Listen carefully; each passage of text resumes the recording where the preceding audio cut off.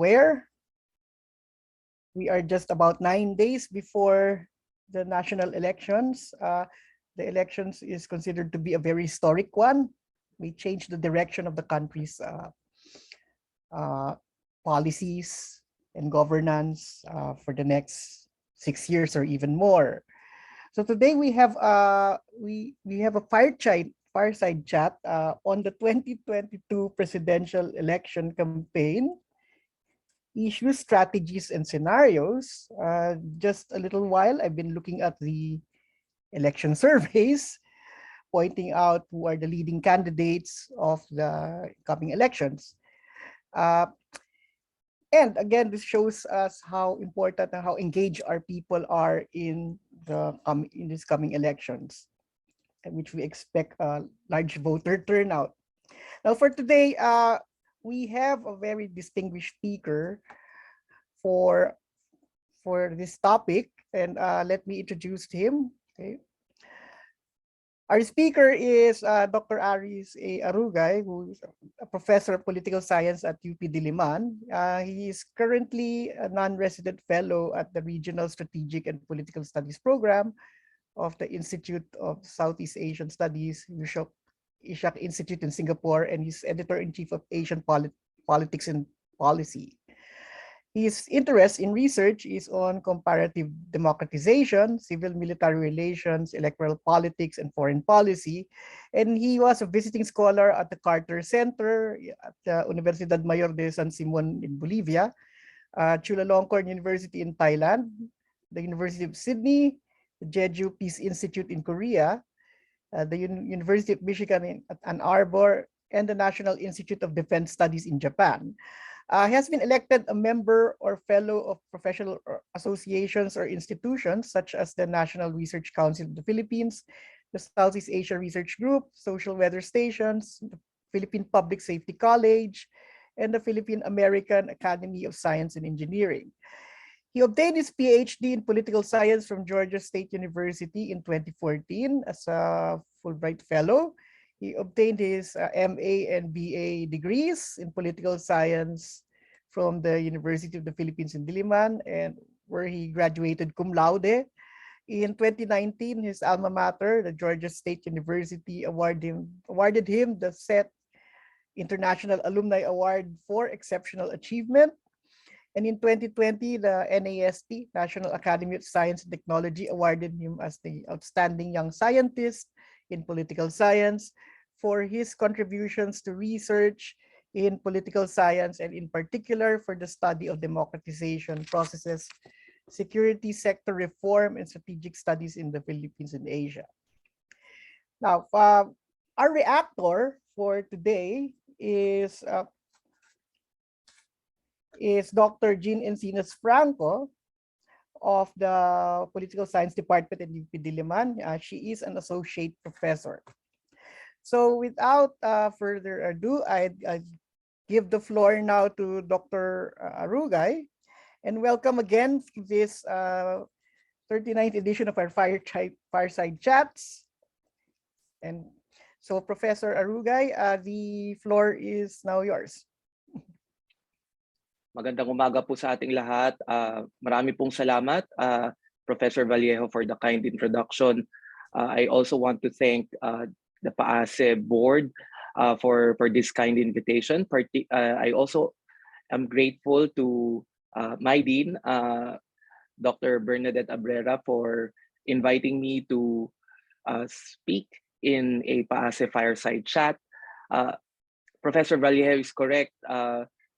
The political temperature right now is getting hotter by the day, and the anticipation for this particular election cycle has been building up for quite some time. And I am also thankful that my colleague, Dr. Jean Encinas Franco, is here. Jean and I have collaborated a lot in terms of election-related engagements and research in this particular electoral cycle, and it would be good to hear her thoughts later on this particular electoral cycle. Let me just share my screen if I may be allowed. Sure. Okay, I hope my screen is being seen. Okay. Okay, so what I plan to do today is to describe, not with complete definition, the current electoral and political landscape of the country. And I say not completely yet because this event is still unfolding. I do think that there needs to be a lot to unpack and tease out, particularly with this election campaign. Uh, I'm already comparing it to the 2016 election campaign, and there are already a lot of differences with the 2022 election campaign. I also would provide some thoughts on the different campaign narratives, as well as how the campaigns have adjusted throughout the given weeks.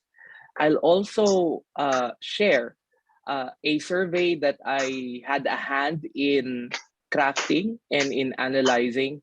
And in fact, as we speak, we're doing a second round of this survey.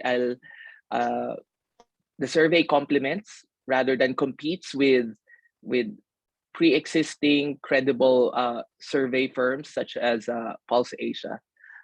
And then I'll conclude with some thoughts on scenarios after the elections. So, as Professor Vallejo said, there is a lot at stake. And we're not just talking about a change in leadership. We're actually talking about several sets of directions in which the country is going to tread. The first is, I think, what the 2022 elections could be seen as, in a way, a de facto referendum on the Duterte administration. And why do I say this? Despite the administration party not having a formal presidential candidate, we could say that there are candidates that embody the policies as well as the ideas of President Rodrigo Duterte.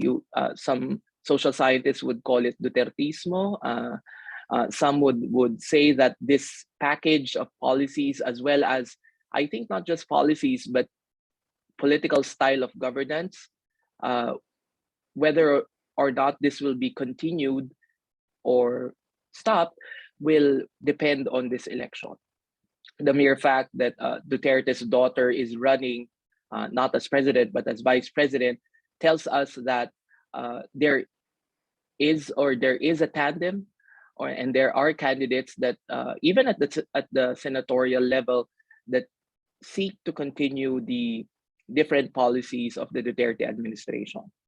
But not only the policies, I think, but as I've said, the political style. So this means, by all metrics, to what extent is the direction of Philippine democracy continued because of this particular elections. And I say Philippine democracy with quotes because by all metrics, our quality of democracy has declined in a faster pace.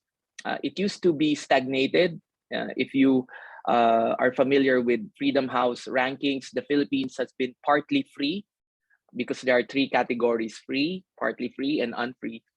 The Philippines has been partly free since 2006 and has never reached the free category until today. I think I coined this term, the second one, the cartelization of dynasties, because I think for the first time, we're seeing a consolidation of dynasties, so much so that they can be described as a cartel. The top candidates for president and vice president have solidified an alliance together with other dynasties. And in fact, if these Philippine elections could be described, it could be not an anarchy of dynasties or an anarchy of families, but it seems like it's the incorporation of a lot of these dynasties banding together. Many of those who I interacted with, particularly former officials of the Philippine government, have said that what is also at stake is the more than 30 years of Philippine democracy that was restored by virtue of the 1986 Philippine EDSA revolution. So therefore, for me, it's not just the next 6 years or the next 12 years. For me, what is at stake, and it is, I think, in my opinion, clear with those who are running for president and vice president, at the end, what is at stake is the fate of Philippine democracy. We need to analyze that coming into the elections, the Duterte administration veers away from previous trends wherein outgoing presidents tend to be considered lame ducks in terms of their popularity, in terms of their political sway. We saw that in 2016, the outgoing president didn't really factor much in the outcome of that election. But I do think that observation might not be seen in this particular electoral cycle. By the metrics of trust and satisfaction ratings, there's a consensus that President Duterte remains popular across classes. Although we saw that there have been some dips, but if you compare the first poll about his satisfaction, this is SWS data, 64, and down to maybe a year after his term, although new numbers would reveal that this actually positive 62 actually increased, we could say that President Duterte has maintained his performance as president. And this is very important in this particular electoral campaign, even though he has not directly endorsed a presidential candidate, but political analysts have said that there's a implicit endorsement for the survey frontrunner, for example, and by the mere fact that his daughter is running, a direct endorsement may not even be necessary. But I do think we can discuss this more in the Q&A, whether this is part of Duterte's strategy. Is this some sort of hedging in order to somehow be accommodated to anyone who would become president after the May 9 elections? When I said that Philippine democracy is in decline, this is backed up by existing metrics used by social scientists. So one is this comes from a German political foundation, the Bertelsmann Stiftung, and every 2 years they come with a report on the state of democratic health of several countries worldwide, and the Philippines has been included in this assessment, I think, since 2014. Just full disclosure, I am one of the consultants or reviewers of the Philippine report for this. And what you can see here, this is, I think, the 2020 assessment. And as you may notice, Philippine democracy here has been assessed according to 5 indicators: political and social integration, stability of democratic institutions, rule of law, political participation, and stateness. 10 is the highest score, 0 is the lowest score. Previous to the Duterte administration, the Philippines scored highly on all indicators except political and social integration.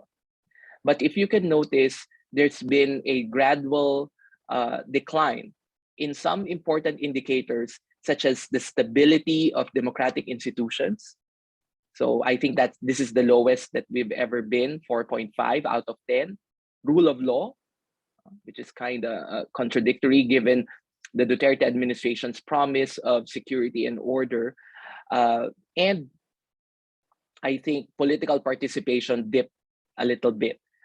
If you will look at the left side of the slide, the Philippines is placed in a category of highly defective democracies. We're just a little below being a non-democracy. But back in 2014 and 2016, we actually were in a higher category, defective democracies. So in other words, this is just one of glaring evidence that Philippine democracy has really regressed under Duterte. And what is scary is that in that we have declined in important indicators such as stability and rule of law. In terms of the economy, the context here in for the upcoming 2022 elections is that the Philippines has still not fully recovered after being in a pandemic for 2 years. We had the steepest decline across all ASEAN economies since the advent of the pandemic, and we have not fully recovered the decline that and the contraction of our economy. So our economy almost contracted by double digits, and we have only recovered a little or half of what contracted in our economy. So the good news is that election years tend to be economic growth years for the Philippines. And why is this? Not because the economy is active, but in a way that might be confounding to us, because there's a lot of consumption, because there's a lot of money maraming pera po yung nilalabas pag eleksyon. So tumataas po talaga yung ating GDP. So this means that our economy more likely will recover, but not because of government policies, but because of sheer luck that we are in an election year. So what will be important is what will be the economic situation after this election year. And that will really depend on the incoming presidential administration. In terms of how this administration has been performing, the Duterte administration, if you notice that the responses in a Pulse Asia survey reveal that, oh no, this is not yet performance, this is just issue salient. So these are the top issues in the minds of Filipino citizens in September 2021. This is also a Pulse Asia survey. And if you notice, a lot of them had something to do with kitchen table or gut issues: controlling inflation, increasing the pay of workers, controlling the spread of COVID is only third, but also reducing the poverty of many Filipinos. So these are the top issues. Corruption is even in fifth place, and other political issues like criminality are at the bottom. But if you juxtapose the administration's performance on these salient issues, we get to reveal something. So I want to direct your attention to the approved column, because these are the assessment. This is the assessment of the survey respondents, to what extent the government has been responding to issues that are salient to them. And if you notice, there seems to be an inverse. The issues that are salient to most Filipinos, like increasing the pay of workers, reducing poverty, controlling inflation, and even controlling the spread of COVID-19, there seems to be a lower assessment of respondents to the performance of the administration. Certain issues that are less salient, let's say fighting criminality, only 14% said that this is one of their three most urgent issues, gave the Duterte administration overwhelming approval. So what does this mean? It means that there is some discontent. I would imagine, even if, let's say, 48% approval is still high. If you round that off, that's 50%. But if you look at controlling inflation at 37%.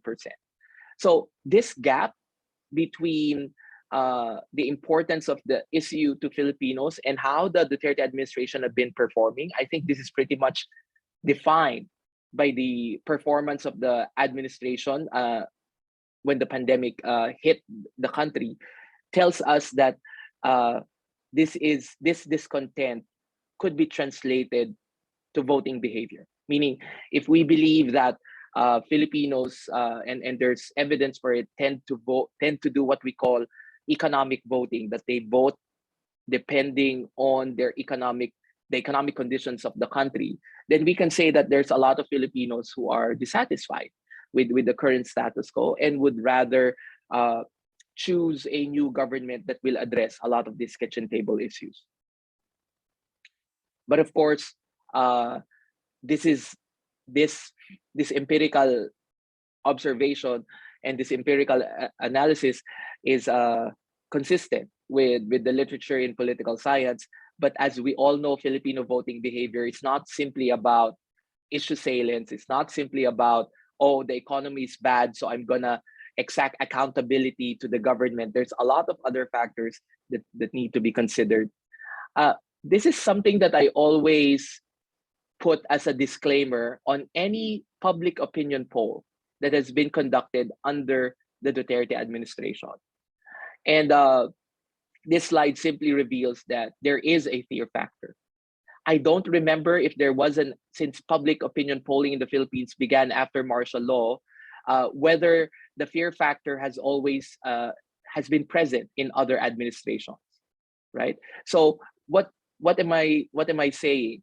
That when people, particularly those that might not be as informed, are polled, ordinary Filipinos, they fear that some of their answers, particularly those that might be critical toward the administration, will be threatening or will have repercussions on them, because 45% said that it's dangerous to publish, and by extension, perhaps, to say things critical of the administration. So a lot of the survey, even the survey slides that I showed you earlier, right?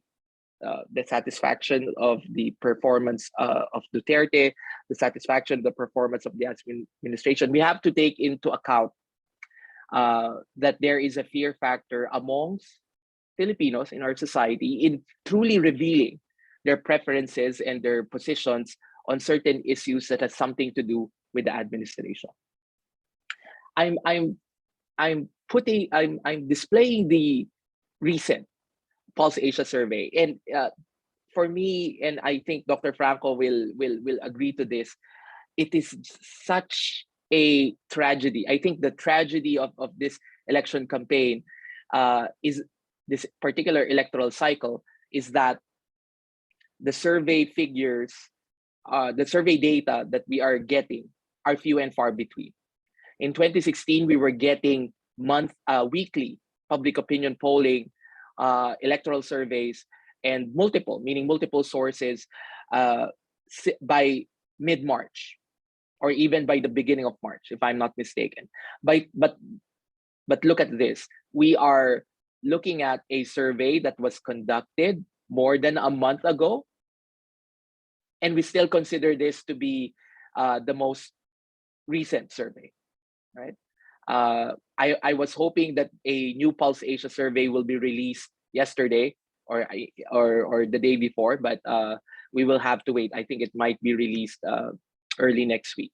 But if you look at Pulse, we can see an overwhelming lead of Marcos Jr. across all social classes, across all geographic regions.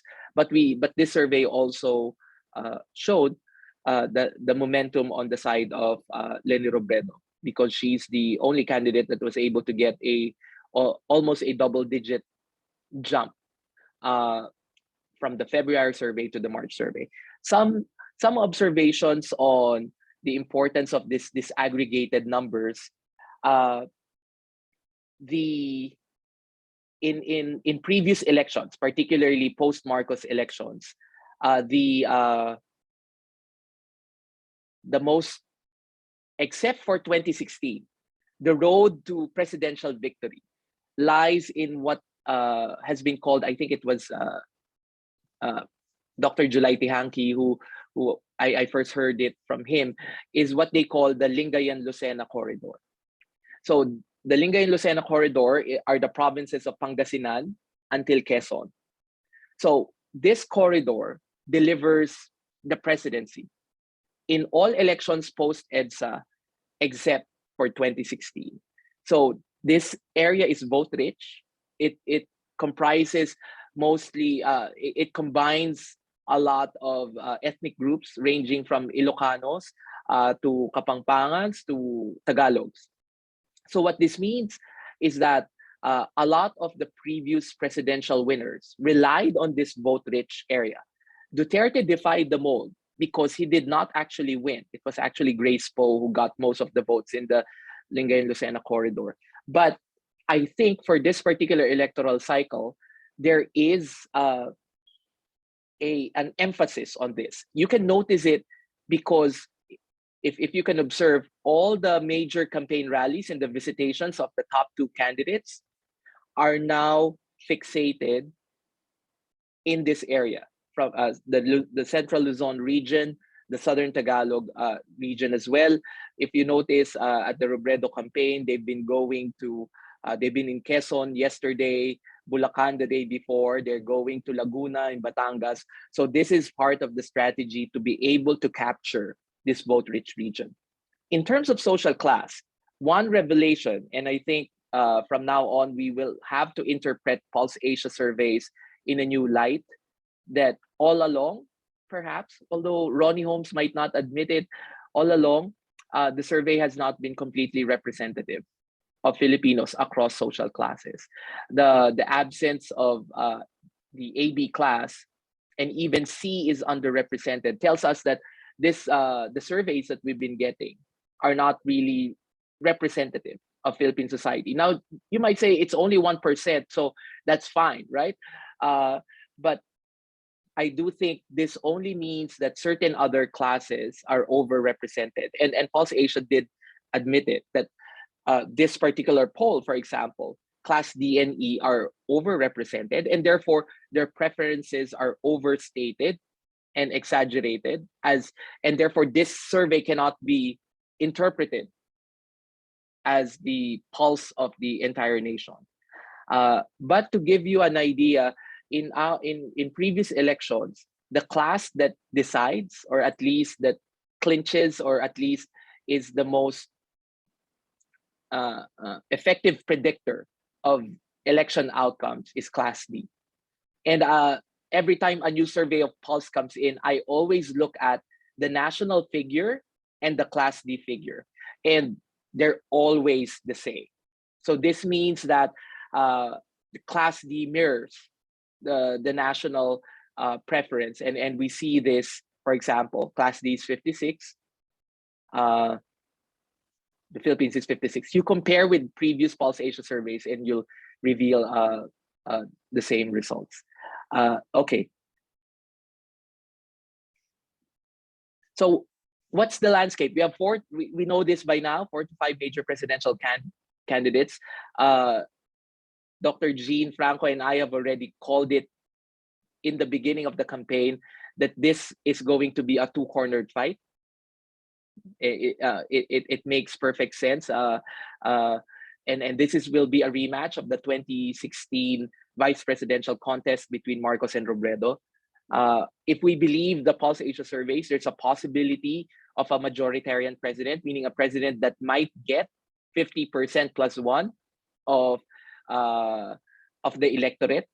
Now, what will be the repercussions of that with the majoritarian president? That is a solid mandate, right? Even Duterte and Estrada, previous Philippine populists, somehow fabricated themselves as being a majority elected president, despite the evidence telling otherwise.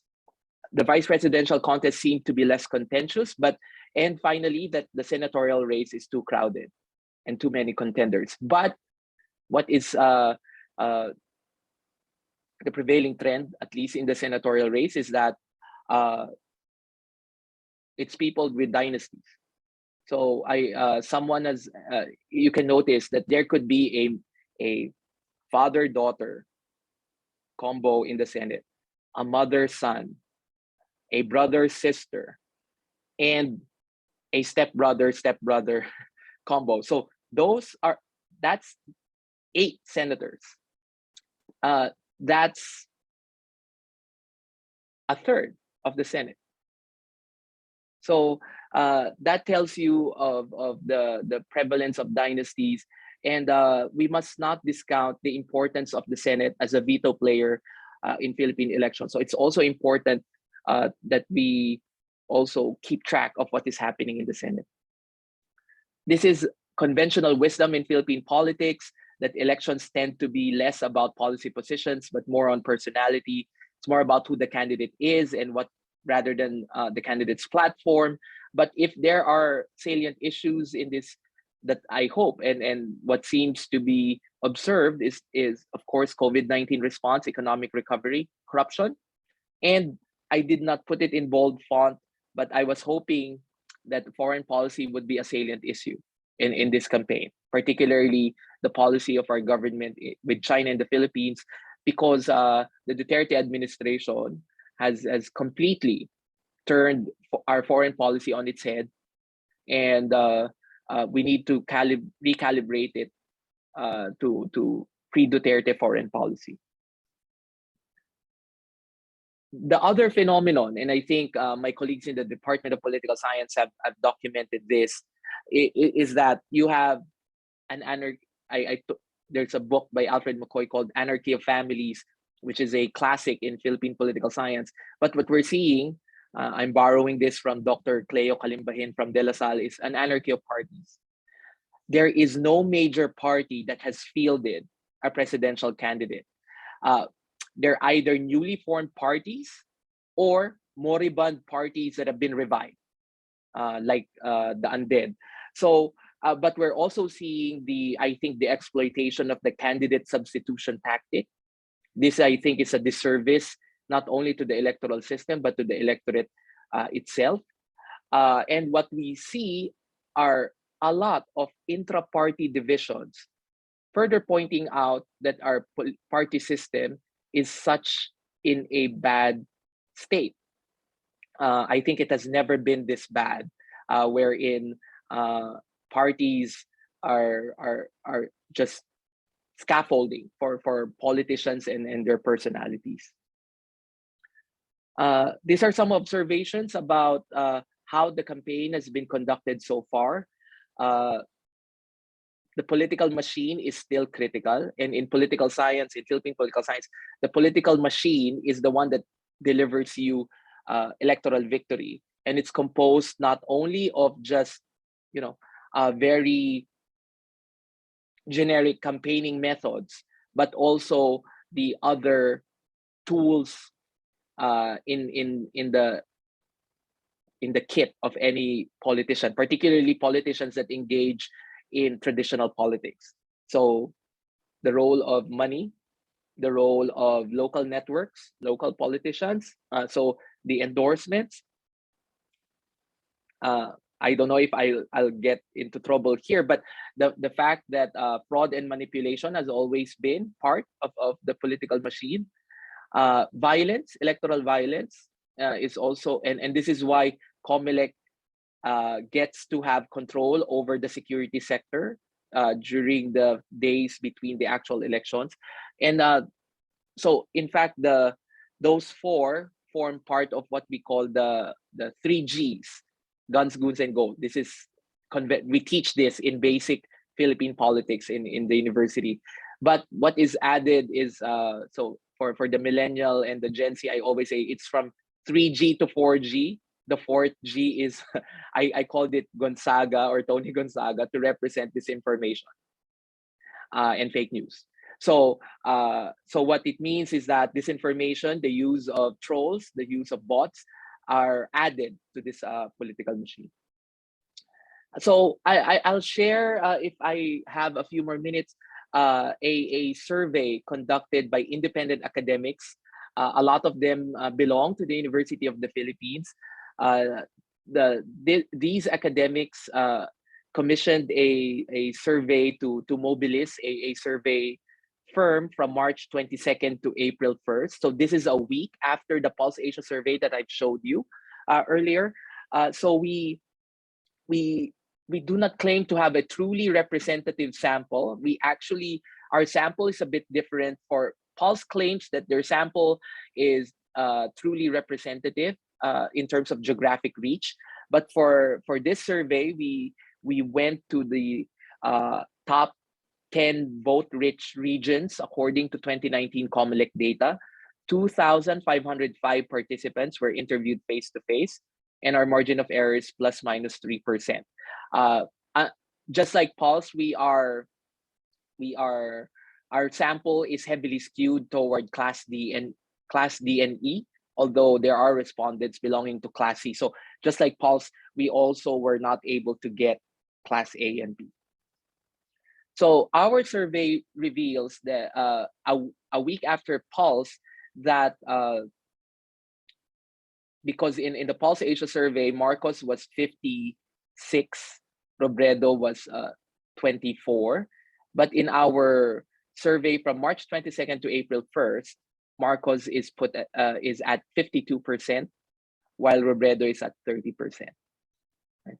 And our survey also mirrors some of the findings in Pulse Asia, that Robredo is gaining ground in the balance of Luzon region, is weak in Mindanao and also in NCR, and that Marcos numbers are also above 50%. So this was during the almost a month ago, and as I told you, we are currently conducting another round of this survey right now, within this week. I think we'll get the results of that by Monday, if I'm not mistaken. In terms of urban-rural split, pardon me if I will just focus, because I don't have much time to look at the other campaigns. I'll just focus on the Marcos and Robredo numbers. If you can see that Robredo's numbers are a bit more favorable in rural areas more than urban. I think this is the effect of the National Capital Region numbers for Robredo, where she is perceived to be weak. And in fact, even in 2016, she has been, her performance in NCR has not been good compared to Marcos. So in 2016, Marcos has always gotten the NCR vote, right? So maybe Jean Franco can give her thoughts on that. Why is it NCR, where the capital, where we assume the most informed and perhaps the most an educated electorate has these numbers that seem to not have changed since 2016. In terms of gender, we see that while Marcos is leading over Robredo, that Robredo, I think, is strong, particularly for women voters, more than male voters. And I leave Jean the commentary on this. We also, in this survey, what is unique is that we asked them other questions that are normally not asked in Pulse or SWS electoral surveys. So we asked them, because we first asked them what their electoral choice is, and then we asked them what are the reasons for your electoral choice. Okay, and this is where I think the limitations of surveying could be observed. I want to point out that even almost 30% of the respondents said that they're voting for Marcos because of his performance in debates, when we all know that the candidate has not participated in any debate. Personally, I don't consider the SMNI debate a debate, a credible one. That's my take on it. But if you look at the other reasons for electoral choice, this is where I think social desirability bias in survey can come in, and this is why a lot of respondents would say my choice is because he has good character, because if you're answering questions from a total stranger, you want to come off as socially desirable, right? In terms of age comparison, I want to zero in on this because another feature of the campaign is the seeming mobilization of young voters. But if you notice, though Marcos completely dominates all age groups, uh, Lenny Robredo is doing well, in fact, with the 55 plus category of all the age groups. The next would be 35 to 44. It seems confounding that she is not doing as well with the young voters with 18 to 24, but the 18 to 24 group has always been considered as politically apathetic, and I'm uh,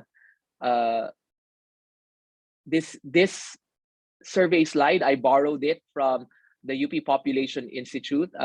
This was shared to me by Dr. Elma Laguna about the age and sex structure of the Philippine population for 2022. So it says here that 35, a third of our population is our age 0 to 17, so that's young, but they carried out what they call the young adult fertility and sexuality survey. I don't know if many of you are familiar with that.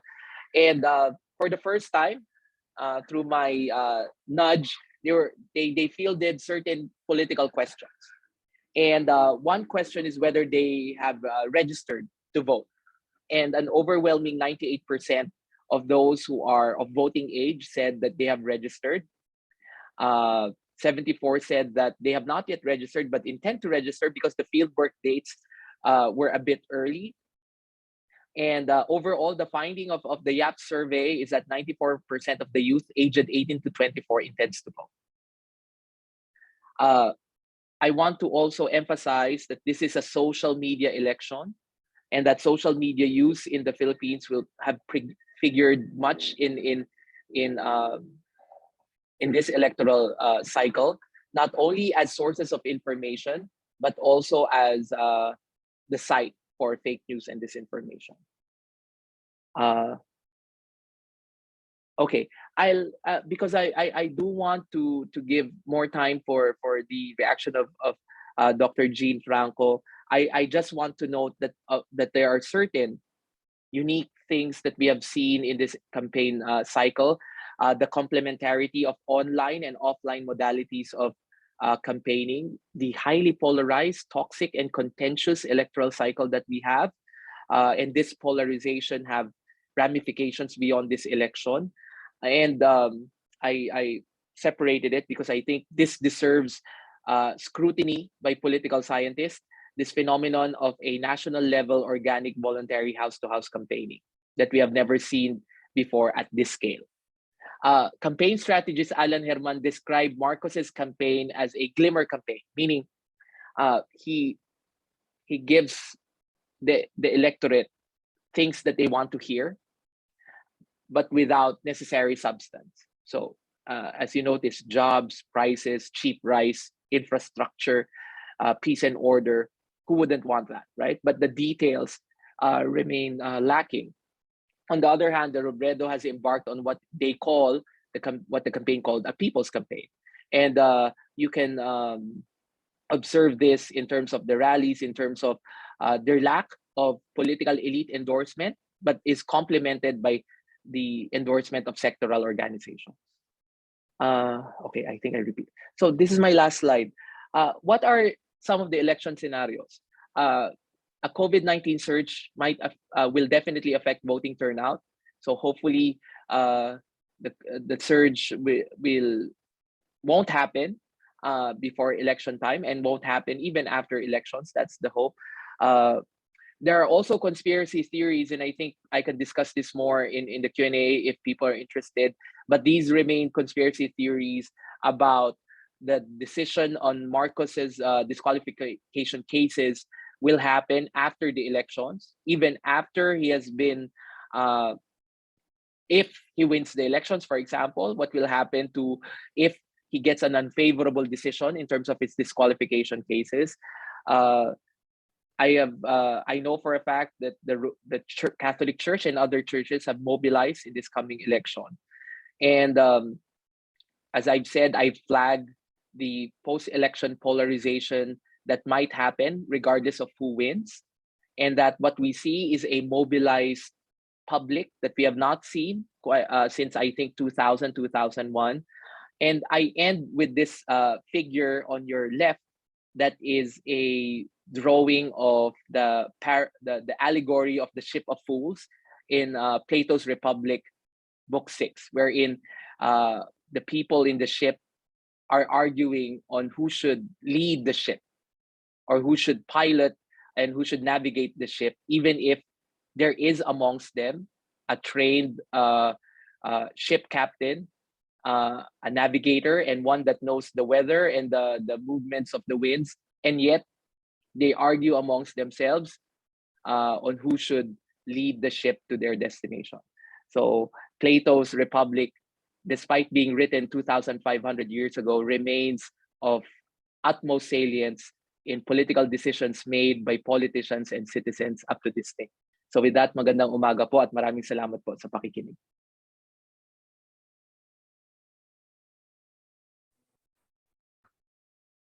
Okay, thank you, Dr. Aris Arugay.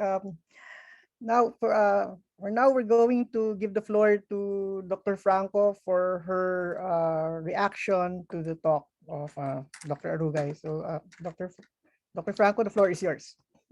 Magandang umaga, thank you, and good morning, everyone. It is difficult to follow Aris Arugay's discussion, mainly because it's very comprehensive and insightful. But allow me to add a few more points to his arguments. I think no doubt that this election is a consequential election, the fight of our lives, as Sharon Cuneta said in one of the campaign rallies. No, in fact, there are things that we have seen in this election, as Dr. Arugay correctly pointed out a while ago, that can be termed as phenomenal, and I'll talk about it later. But first, I'd like to look at Dr. Arugay's conceptualization of the cartelization of dynasties. And I'd like to add that in this cartelization of dynasties, we're actually also looking at a vice presidential candidate, Sara Duterte, who was catapulted to national prominence when her father became president in 2016. So in fact, my sense is that her candidacy actually amplifies, no, the tendency of most women politicians to enter the political fray only because they are related to a male relative who will be resting because of the electoral cycle or because of the term limits. And to a large extent, her candidacy sort of tells us that, in fact, this is a growing trend, and this is the one thing that defines women's entry into formal politics. No, so even if women's participation in formal politics in the Philippines has been growing, it has to be nuanced by looking at where these women are coming from. No, the other thing that I'd like to point out is the discontent among Filipinos. Indeed, Dr. Arugay is correct in saying that there is, in fact, a sense of deprivation and content among Filipinos. Before the pandemic, the poverty incidence rate was has already lowered to 16%. And the target of the Duterte administration was supposed to be 14%. But when the pandemic struck and the prohibitive lockdowns have caused a lot of unemployment and businesses to close, the Philippine Statistics Authority late last year has actually said that poverty rate in the Philippines has increased to 23%. So this is, I think, an indicator that we are once again in dire straits. No, with regard to surveys, indeed, no, it's a pity that in such a consequential election, there are fewer surveys, so it's difficult to monitor. But what I'm seeing is that because there are fewer surveys, people have begun turning to other metrics, such as, for instance, the number of people in rallies. Of course, it has been contentious, especially recently with Camp saying that, you know, these number of attendees are not accurate, and so on and so forth. No, the other metrics that people have turned to would be big data metrics, such as, for instance, Google Trends, which is fairly new, and also sentiment analysis in social media. And these has actually sort of gave hope to some supporters of candidates who want to see that, you know, their efforts are actually paying off. I'm looking at this big data analytics as something that will complement surveys in future election seasons, mainly because the advantage of these surveys, especially when it takes so long for survey companies to release their results, is that the metrics on big data and social media are actually can actually be called in real time, and it's very also accessible to most of the public. Yes, I agree with Dr. Arugay also that this has in fact become a two-cornered fight, no, to the dismay of the other candidates. But they do not seem to realize that when Marcos Jr. entered the race, his candidacy already shaped the narrative of this election, no, and also of course of the campaign.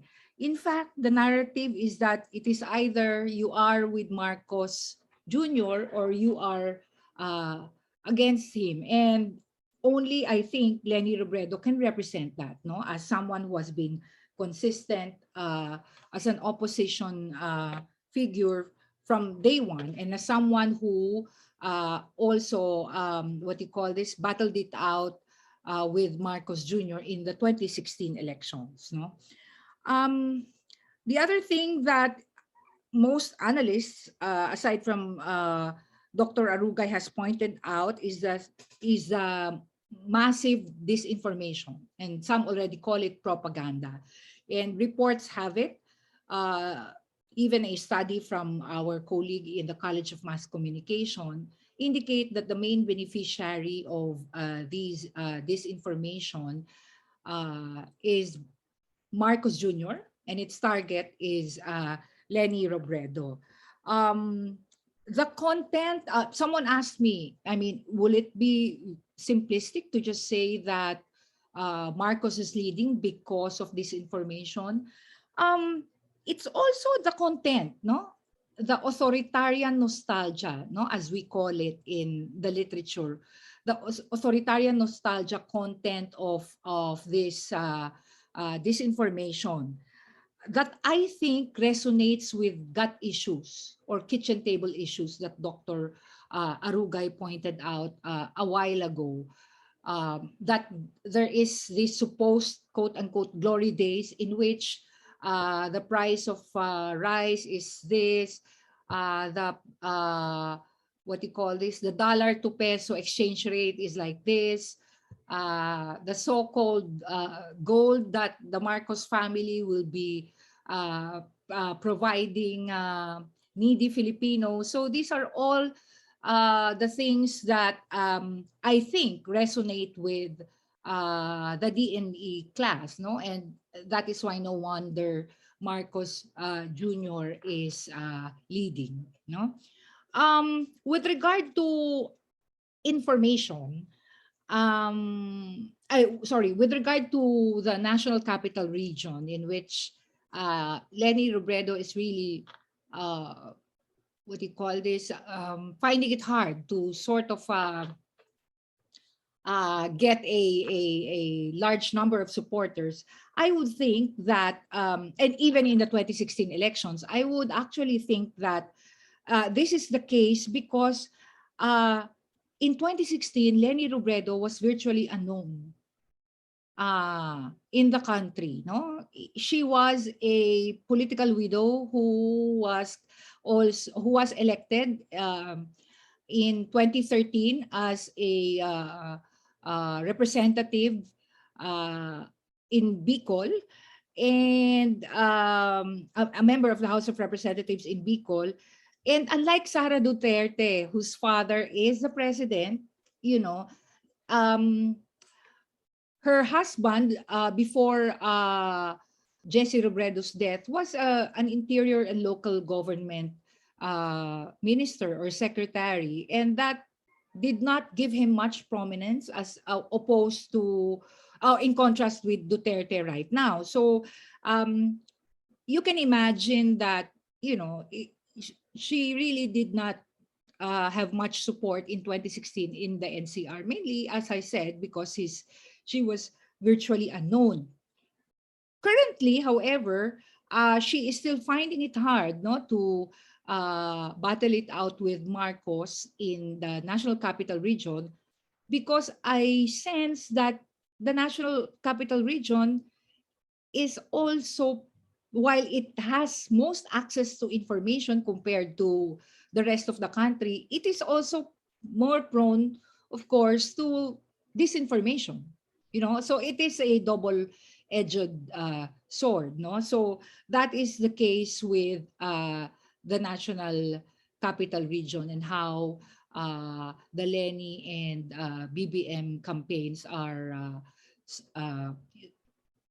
situated. No, the other thing that I'd like to point out is, in fact, yeah, indeed, the 2022 election is phenomenal because, as I said earlier, and this has also been articulated by Dr. Arugay earlier, there are lots of things that we have not seen. No, of course, there are still continuities. We have seen vote buying. We have seen,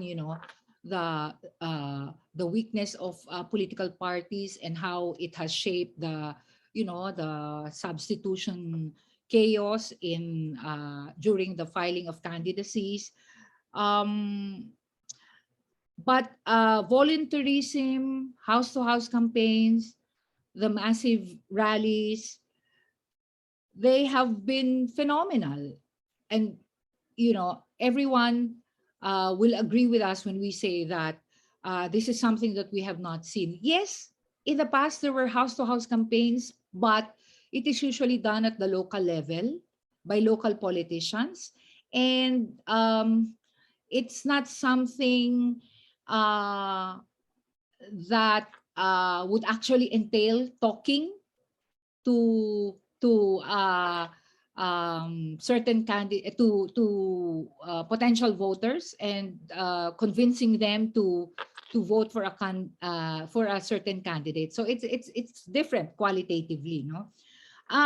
The other thing that I have observed in this phenomenon is the rallies, no. The rallies are held at in different provinces, but the mere fact that it is organic, and that because it is organic, everyone contributed to it. There's ownership of that rally, and so therefore there's pride by each province, no, because the idea is that they worked very hard, no, to be able to mount a rally for Lenny Robredo. And it also serves as a very good optic, no. They although we it, you know we can never be sure, no, whether this will in fact translate to votes. Nevertheless, it is still magnified by social media. It is also covered by journalists, by the traditional media. So it has multiplier effects, no? So it remains to be seen whether it is still it will translate into votes, but it definitely propped up the campaign of Leni Robredo, despite her what do you call this, her poll numbers, no? Finally, I'd like to conclude my reaction to Dr. Arugay's discussion by saying that uh,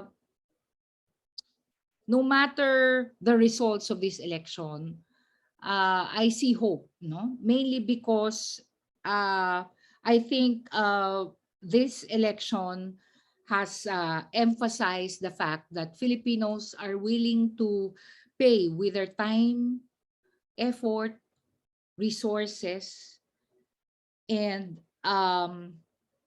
devotion to have a government that Filipinos rightfully deserve. Thank you.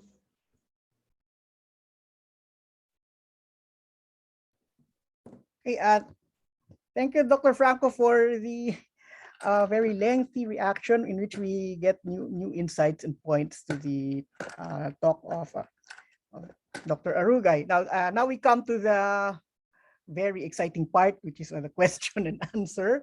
Okay, so we can put you can put your questions on the chat box, or we will be able to read it. Or if not, just please use the raise hand function in Zoom if you would like to ask a question verbally.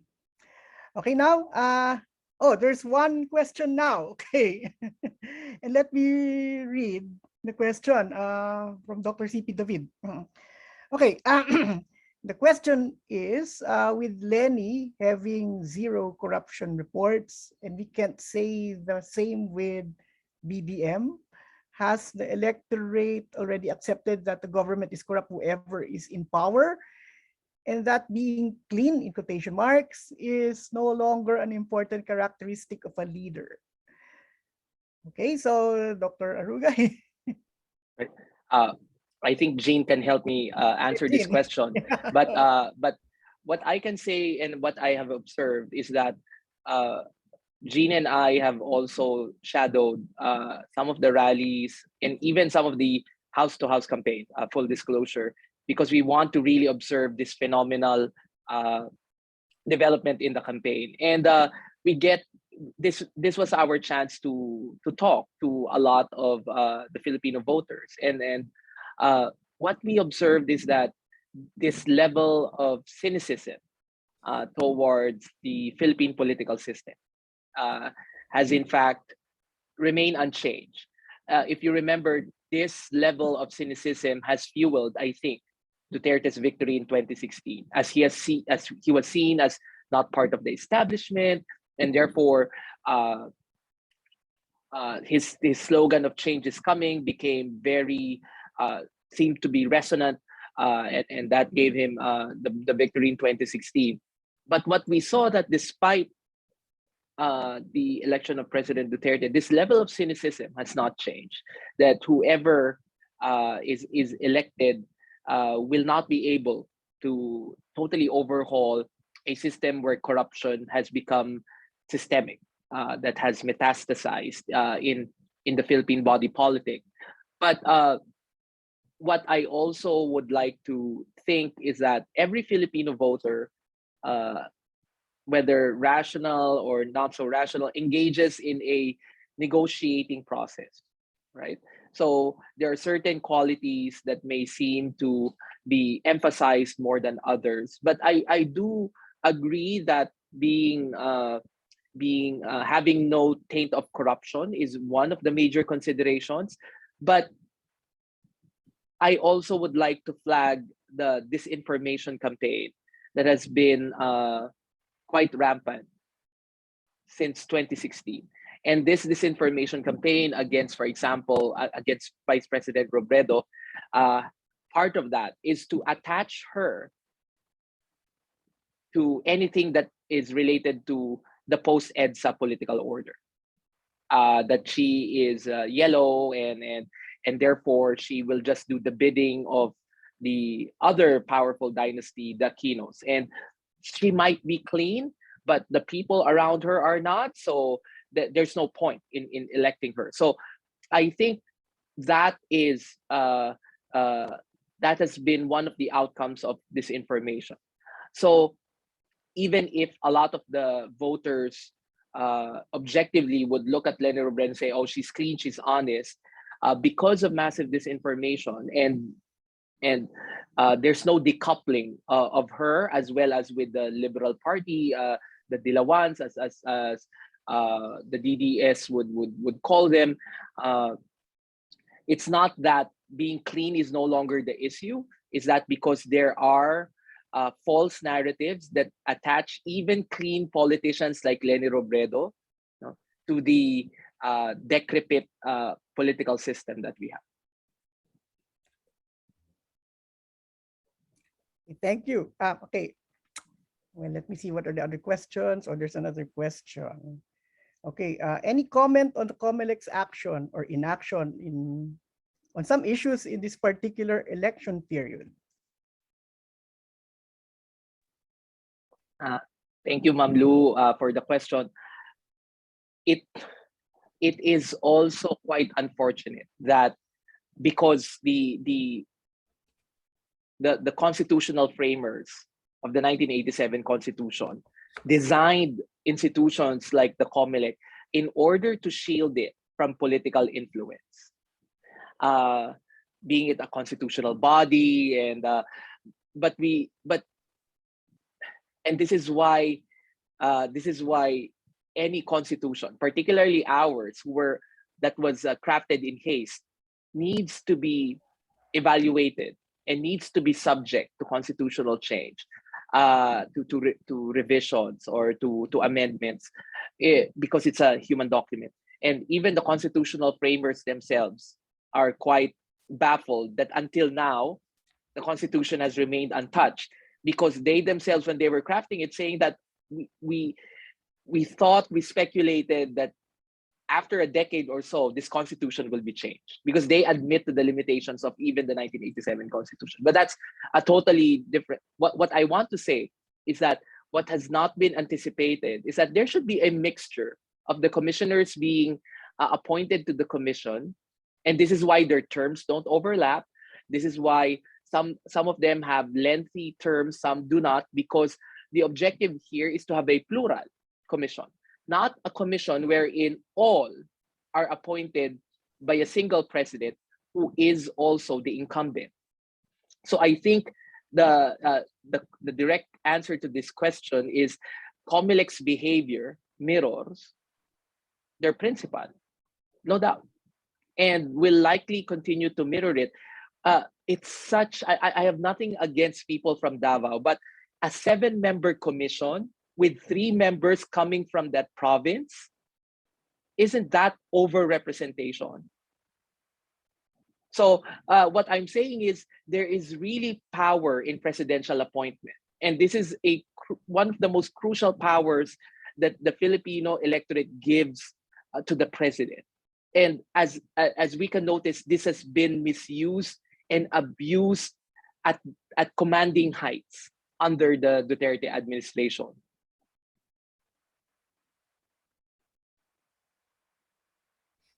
Okay. Yeah. Now we come to the interesting thing about surveys, no, and measuring the electoral possible trends, no. And I have a question later. But first, I read the question from Dr. Serafica. Okay. Not sure if already discussed and I missed it, but how reliable is Google Trends to forecast in lieu of the updated surveys? Jean, can you address that? Yeah. There have been academic articles, meaning to say they have been peer-reviewed, indicating that it has predicted the U.S. elections of 2016, I think, and also Canadian elections. But the big but is that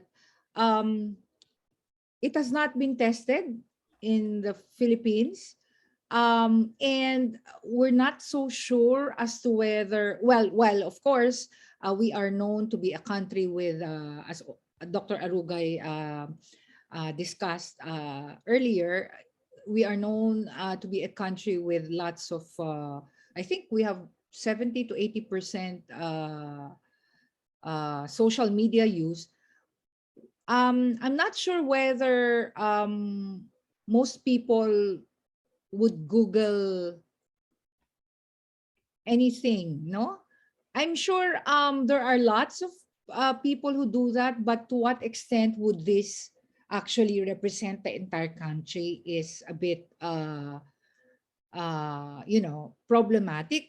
Second is that those who study Google Trends as a predictor of electoral results actually sometimes do filtering of its of the results, mainly because so that to weed away the what they call as noise, meaning to say you may have to do some kind of what they call this an analysis or computer technique to be able to weed out, no, the noise, meaning to say for those Googling Lenny or ISCO or BBM, to what extent are they Googling them looking for negative things about these candidates? So that's ano. The other thing that people are using would be sentiment analysis, no? But these are all just sentiment analysis would be whether a particular candidate's what you call this references in social media are positive or negative. Google Trends would represent the interest of people over a certain candidate, no? So these are not really, these are different metrics. So it's difficult to compare it with social, with surveys in which people are really asked, who are you going to vote for? So I don't know if they are comparable to that extent. If I may add, because I think there's another question, but let me quickly add that the apart from Google Trends, and though this has not become public, one other metric that is different from surveys is the actual Wikipedia clicks of the profiles of candidates. So that might be a bit more specific, because Google Trends is simply putting the name Lenny Robredo or Bongbong Marcos in the search engine. But to actually, because they say, oh, this indicates interest because they're Googling. But one step further is to, and normally it's the Wikipedia entry that appears first in Google searches, is to actually click that, because it means that because, bots and trolls can do that, can just keep on doing the Google search.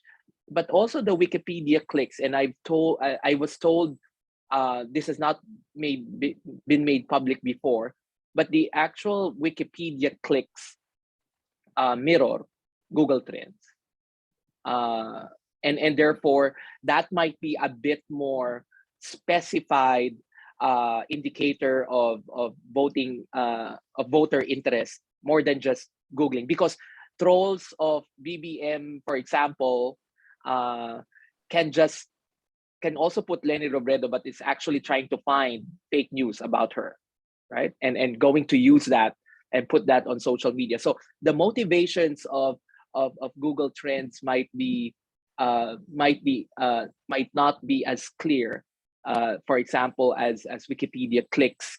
Although we know that clicking on Wikipedia, you can actually just change the Wikipedia profile and make a mess out of the profiles of candidates, for example. So, but what I'm saying is these kinds of metrics are also new. They have not been used before. On whether or not they completely are proxies for surveys.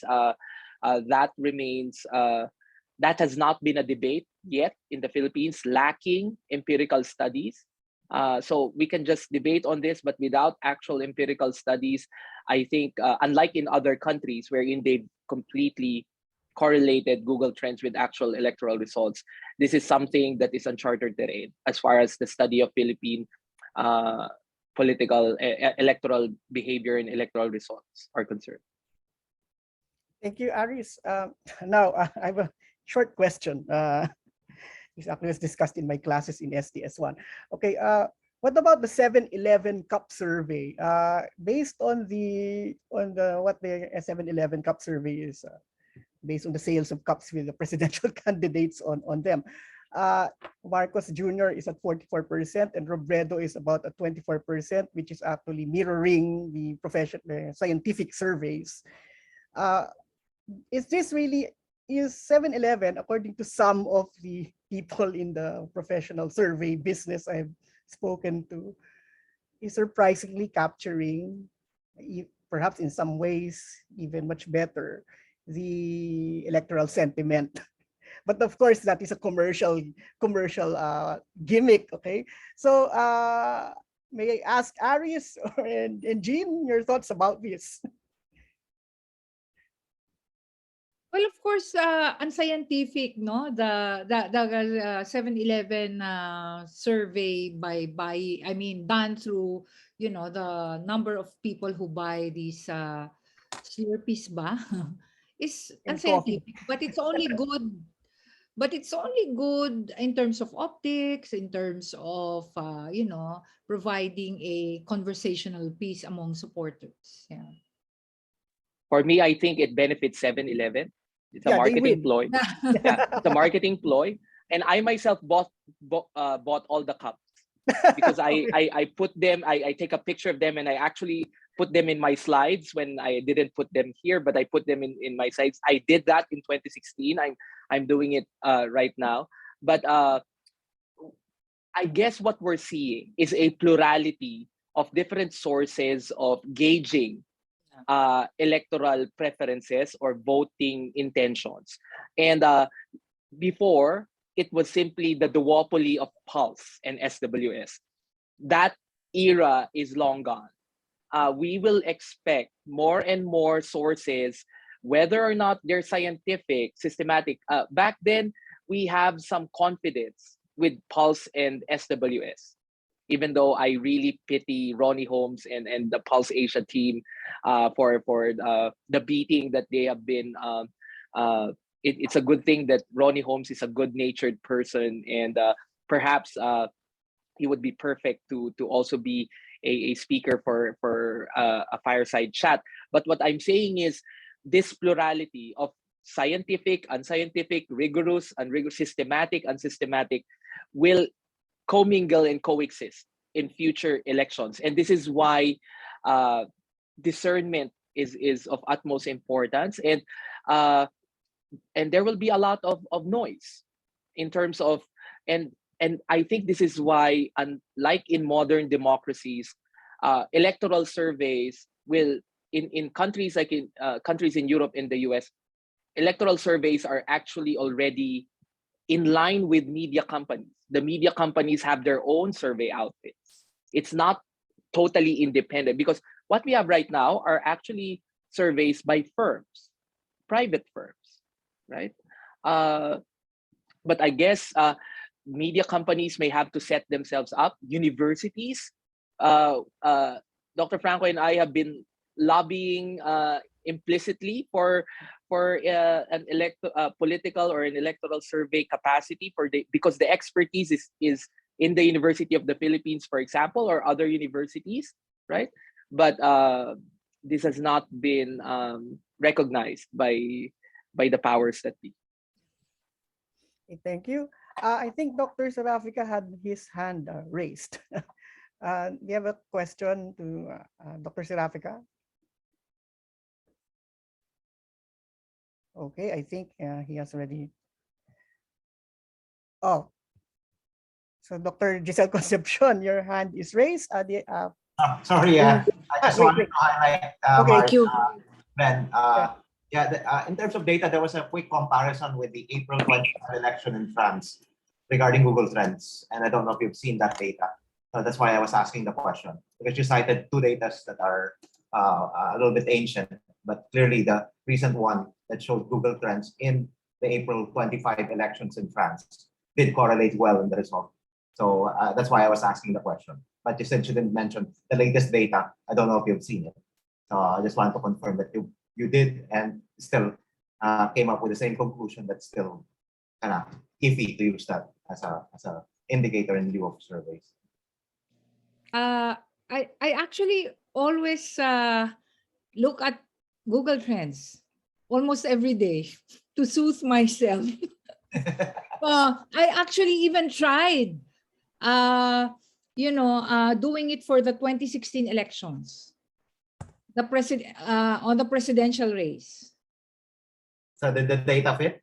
Yes, You did. pero not web search. I use the category of news search. It's exactly the ranking in the 2016 elections. But I did not try the vice president. They say that the vice presidential race was different. Okay. Bongbong was ahead, far ahead in Google Trends. Yeah.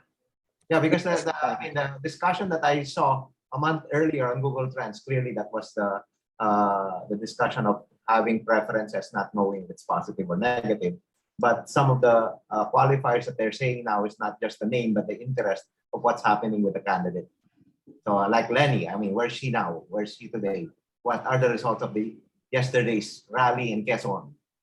So this kind of following of the candidate beyond just asking Lenny, ano bang ginagawa niya? Or Lenny, what the data is. I think that's the indicator of the interest level. And I'm, again, crossing my fingers, I'm hoping it really validates itself. But you guys are the expert. I'm not. Thank you. Hey, we now give the floor to Dr. Giselle Concepcion. Giselle, Thanks, the floor is yours. Benji. Thanks, Aris and Jean. I have three questions actually, and then I have to leave. First is, what is the prospect of disqualification after elections? So, the disqualification issues with BBM, and of course, this did not prosper. This was denied by COMELEC, partly because of the overwhelming support that he is receiving in the polls. The second is, you talked about corruption, and many will argue that corruption did not disappear after EDSA revolution. The thing is, while there are corruption issues with BBM, they seem to focus not on that because of historical revisionism, even in our schools, in the history books, the way history and politics is taught in the schools. But in the case of BBM, there is no response regarding corruption. But then through social media and internet TV, he harps on the accomplishments of his father's administration through 200 videos of all the infrastructure and all the systems and agencies that they created or established during his time, including the health system, the heart center, the cultural center, etc., etc. So what do you think the impact of that might be? I think I will just limit myself to the two questions. Thank you. Can I address the disqualification question, and then Jean can Jean can take the lead in the corruption question, although I'll say something about the role of TikTok on that question. First, on the disqualification, there are several conspiracy theories floating around. That one conspiracy narrative is that President Duterte has a grand scheme of making sure that if Bongbong Marcos wins the elections, that he will mobilize the Supreme Court to disqualify him. And this makes Sara Duterte, this will make her president. Because if, and according to Dean Tony Lavinia, it really depends when the Supreme Court will decide. If the Supreme Court will decide prior to the actual proclamation. I mean, the actual end of the canvassing, meaning Marcos Jr. and Sara Duterte will become president-elect, then it becomes Sara Duterte. Because if it's anything before that declaration, according to COMELEC rules that have not been tested at the presidential elections, it should, and depending on the nature, this is so legalistic, depending on what is the basis of disqualification, because there are several cases. There's a nullification of the certificate of candidacy, and there is a disqualification on the basis of the moral turpitude case. If it's the nullification that the Supreme Court will decide against Marcos Jr., it's actually the second place, according to Dean Tony Lavinia, that will assume the presidency. But if it's the disqualification, meaning the failure to pay taxes when he was governor, then it becomes the vice president. The thing is, that will really depend on how fast COMELEC will decide. So I think, as what Dr. Bolinaw mentioned, the blame here, if there's going to be a mess that is extra electoral, that has something to do with the Supreme Court intervening in electoral results, the blame is with COMELEC, because they have really delayed the decision. What former Commissioner Guanzon has raised before she retires is of utmost importance to the stability of our constitutional order, because COMELEC should have decided way earlier. So there is really the question, why have they delayed it so much, right? And that lends to this conspiracy narrative that Duterte has a hand in all of this. I personally don't believe in such a conspiracy narrative, but if the Supreme Court, let's say, will intervene by virtue of disqualifying Marcos, or at least by virtue of, they might even just issue a court order, a temporary restraining order, meaning no proclamation, or at least there's no proclamation of the presidential electoral results, but Sara Duterte will be proclaimed. So under the Constitution, according to the lawyers, this remains untested again. Then Sara Duterte will assume as acting president. So in other words, we are going to be in such a mess if the Supreme Court will somehow be unduly active. And I say unduly because, for me, it's not that democracy is not also about judicial independence of the Supreme Court. They have a value, but at the end, if we're talking about elections and the Supreme Court, for me, they're not equal.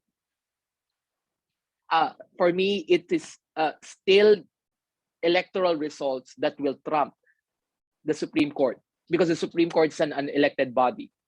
It is not, in essence, an institution of popular sovereignty.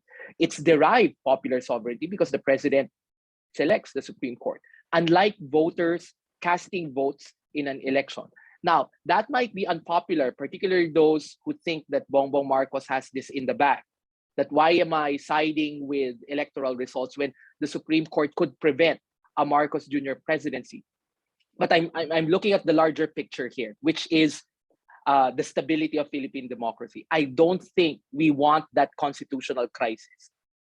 So, in other words, the ideal scenario here is both that the Supreme Court will act fast, but will act in a way that will not throw the baby in the bathwater, meaning, okay, let's just disregard the electoral results, etc. And because that, for me, is such a mess that I haven't completely mapped out the repercussions of such a constitutional crisis.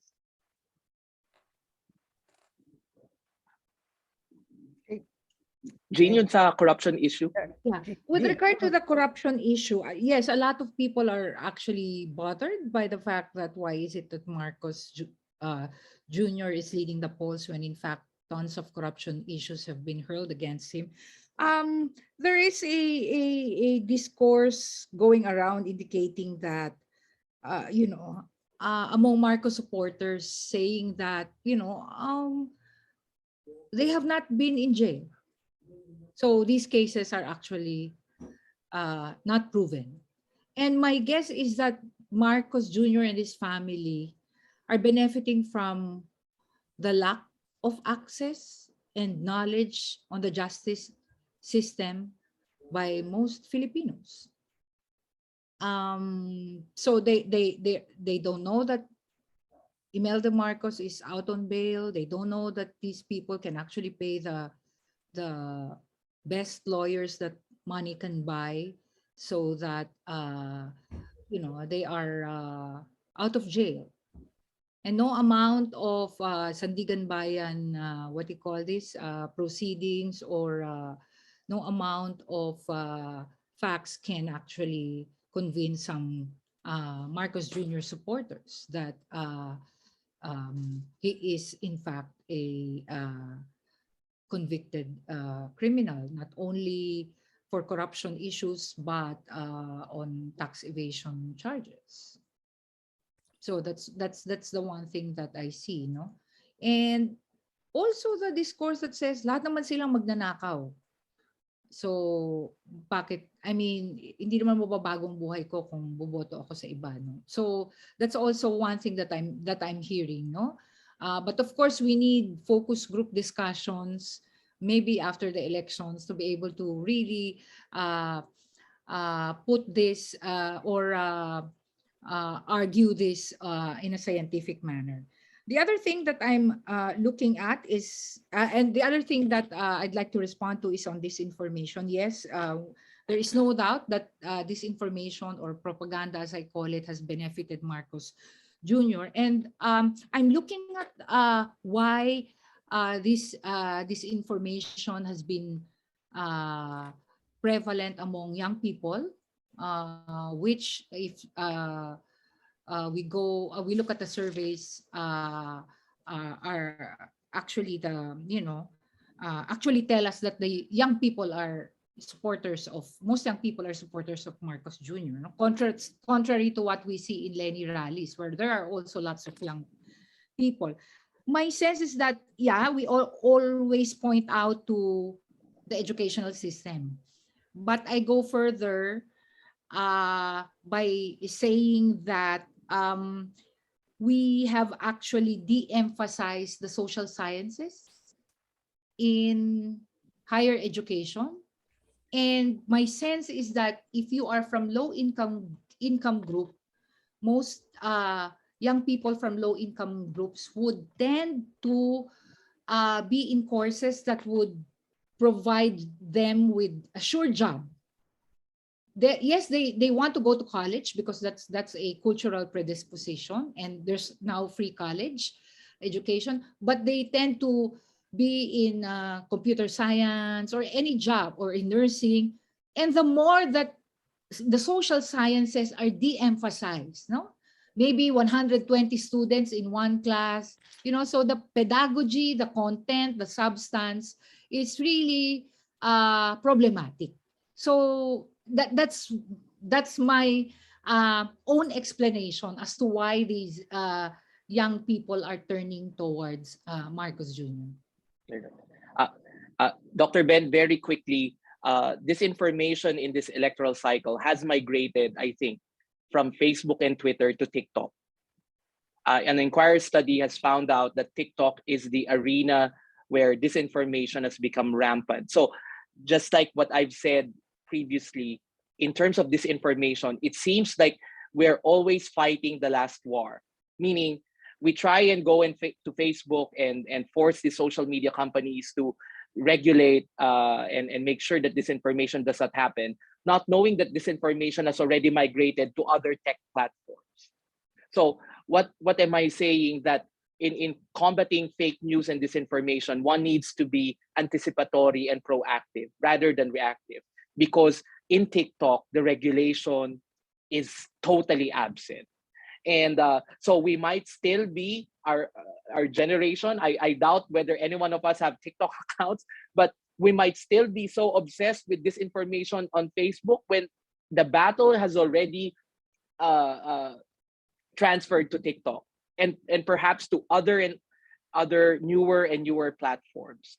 So this is the problem here. Social disinformation evolves as technology evolves, as applications proliferate, different applications. And we might still be fighting the last war, but the real war is already in another arena.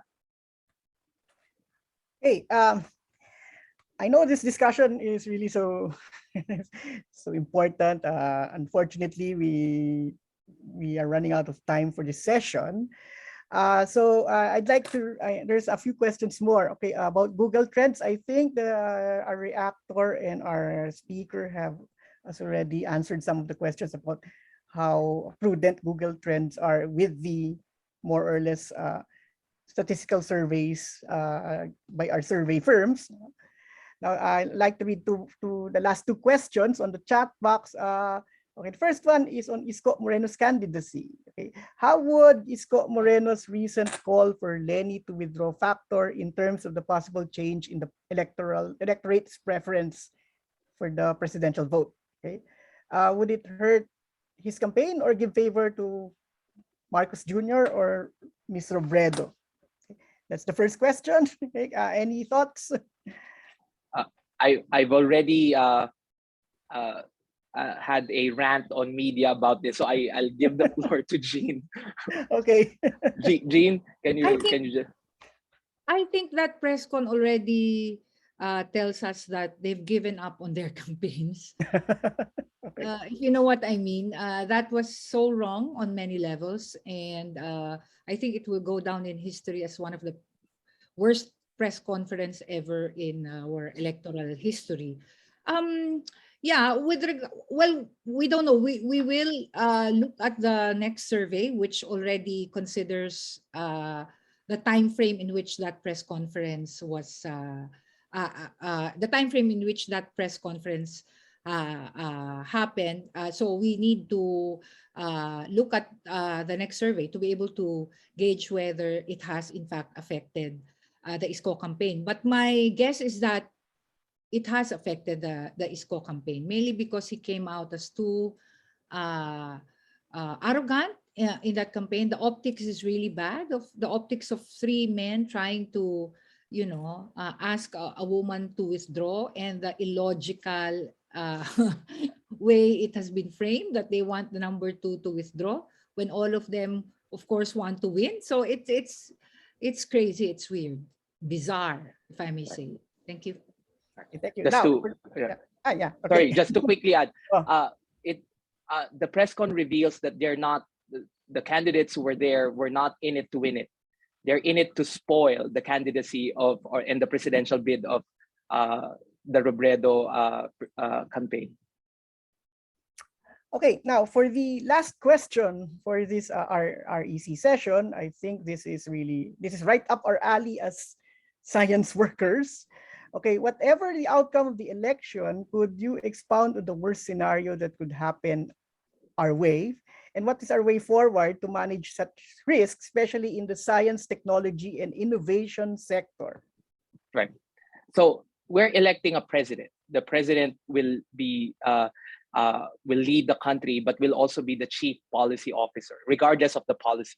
May it be science and tech, may it be foreign policy, economic policy, etc. The worst scenario is that we elect a president who does not believe in science, does not believe in evidence, who is anti-intellectual, who downplays the role of academic institutions, who believes in shady academics who peddle fake news.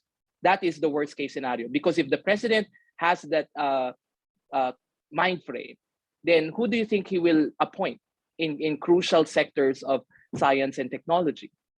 So just think of Trump, the Trump presidency in the US. Who did he select as education secretary, as climate change officials? They're climate change deniers. So for me, the worst is to select a president who does not believe in the canons of science, on the canons of evidence, who uses fake news, and who downplays the role of the academe, the role of knowledge, and which of course is a it's a slap on the faces of everyone in this Zoom meeting. Okay. Yeah. Sorry. Yeah, Okay, you have anything more to say? yeah, I agree with Dr. Arugay. And if I may suggest, maybe scientists, both social and natural scientists, should really band together if Marcos Jr. wins and really have to monitor the developments and also say the truth, no? Whatever it takes. Thank you. Okay, I think with that, it's now time to close this REC session. I know the discussions are very interesting, but we have to close. Okay, so I think what's the closing? I think the reactor and the speakers given their closing statements. It's actually for us to choose the best candidate. And I think I'd like to add, especially for those who are registered to vote, okay, please go out and vote, because it may be that sector may swing the election to whoever candidate will get the most votes. Okay, so again, I'd like to thank our speakers and our reactor and everybody who attended this REC session. So please keep posted for other sessions. I think the next one will be after the elections.